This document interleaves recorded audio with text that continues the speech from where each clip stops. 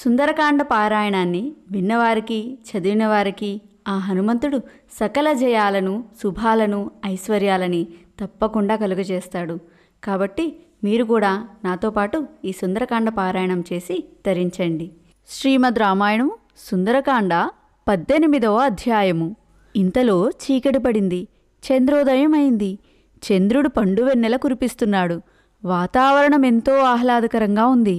ఆ వెన్నెలలో హనుమంతునికి సీత స్పష్టంగా కనబడుతూ ఉంది.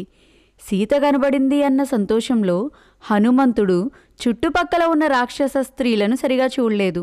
ఇప్పుడు హనుమంతుడు వారి మీద దృష్టి పెట్టి చూస్తున్నాడు. ఆ రాక్షస స్త్రీల ఆకారాలు ఒకటీ సరిగా లేవు, అన్నీ వికృతాకారాలే. ఒకదానికి ఒక కన్ను, దొప్పలాంటి చెవులున్నాయి. మరొకదానికి చెవులే లేవు.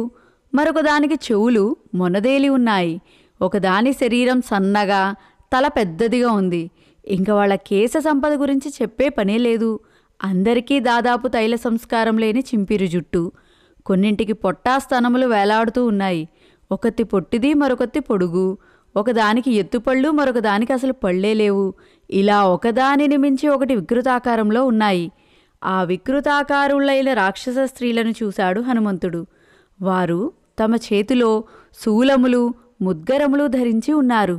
ఆ రాక్షస స్త్రీలు ఆ సింసుపా వృక్షము చుట్టూ కూర్చుని ఉన్నారు. వారికి మద్యము మాంసము అంటే ఇష్టంలాగుంది. వారు నిరంతరము మాంసము తింటూ మద్యము సేవిస్తున్నారు. వారి మధ్యలో మూర్తీభవించిన శోకదేవతలా కూర్చుని ఉంది సీత.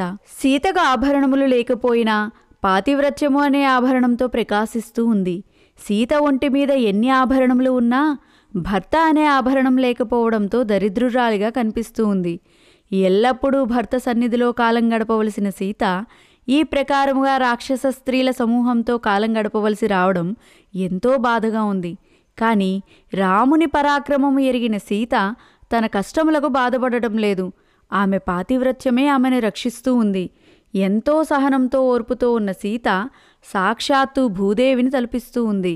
తన పాతివ్రత్యమే ఆభరణంగా కలిగిన సీత మాసిపోయిన చీర ధరించి భయంకరమైన ఆకృతులు కలిగిన రాక్షస స్త్రీల మధ్య కూర్చుని ఉండడం చూశాడు హనుమంతుడు. ఎవరైనా తనను చూస్తారేమో అని చెట్ల ఆకుల మధ్యన నక్కి నక్కి కూర్చుని ఉన్నాడు హనుమంతుడు. శ్రీమద్ రామాయణం సుందరకాండ 18వ అధ్యాయము సంపూర్ణము. హరి ఓం తత్సత్.